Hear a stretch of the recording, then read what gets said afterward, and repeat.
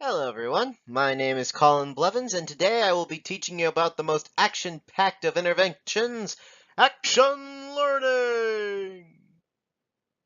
Typically, this is where you would probably hear an echo, but I don't really know how to do that. Moving on!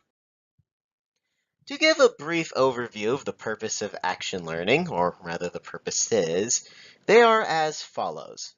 Number one, to help develop skills in workers. Primarily, this is done to enrich their creative thinking and problem-solving skills. That, of course, feeds directly into the second purpose, to find creative solutions. In business, sometimes novelty is just as important as practicality, and finding interesting ways to get around a problem is very important in an age that's constantly changing. But of course, you wouldn't have to find creative solutions if not for the last purpose, your need to solve complex problems. These are, of course, primarily created by our modern era where change happens pretty rapidly. Now, the features of an action learning group are that they are usually comprised of a team of about 4 to 8 members, usually headed by a leading coach or coordinator.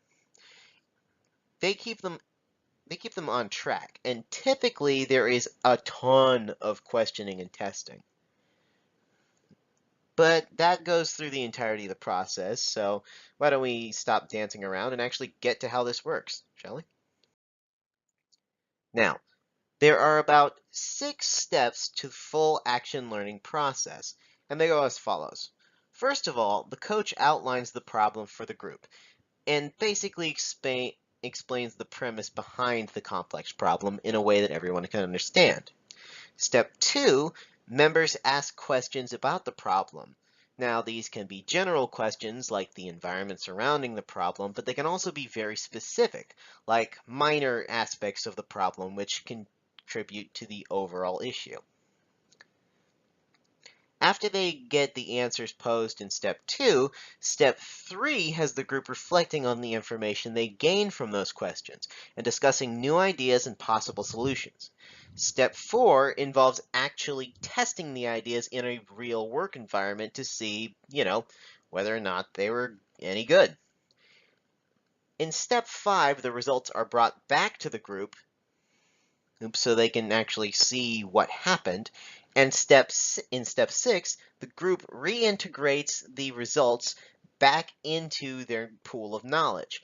And then they repeat steps 1 through 6 until such time as the problem is solved. Now, the strengths of action learning entail a high level of adaptability and quick response time. Of course, exactly how quick will depend on the exact size of the problem and scale they're trying to solve, but for the most part, it's quicker than other methods. It's great at finding unconventional solutions around persistent and unusual problems, and since it involves relatively few workers and materials, it is exceedingly cost effective. Now, the main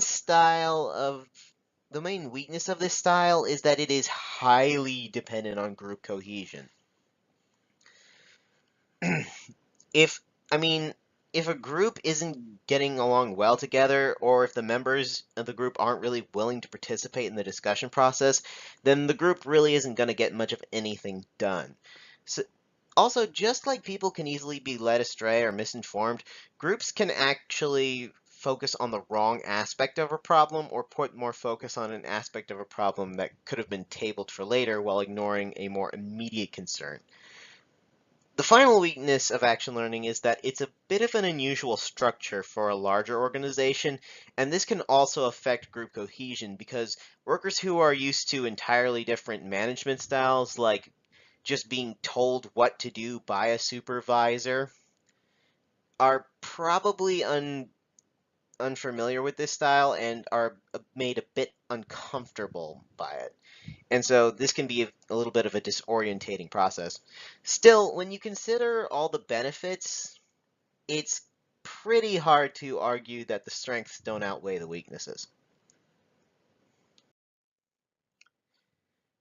For some examples of this in action, I decided to focus on an internal and external problems that might be addressed by action learning.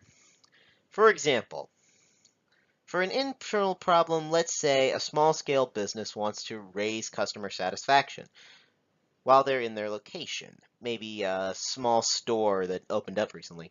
However, due to their small size, they might not necessarily have the funds to renovate their store in a way that could improve their customers' experience. So they might want to set aside an action learning group to focus on something they could affect. In this case, namely their employees' morale. After all, if they have happier employees, then they're much more likely to perform better at their jobs and thus improve customer satisfaction. I mean, look at those happy bunnies on the side. You know they're happy. So cute. For an external example, let's consider a fast food chain that wants to appeal more to the public with a new ad campaign and assigns a fresh group of recruits to an action learning group to brainstorm ideas.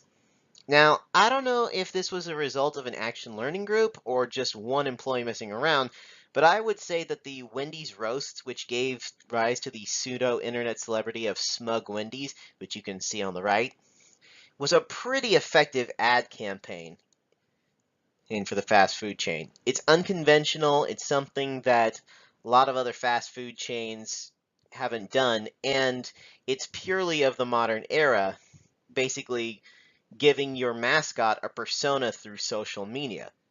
I can say it was highly effective. Heck, I bought a burger after learning about the whole thing.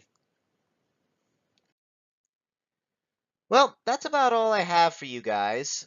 I hope you'll find this informative and consider action learning in your future. I hope you all had a good time, and as always, thank you and have a lovely day.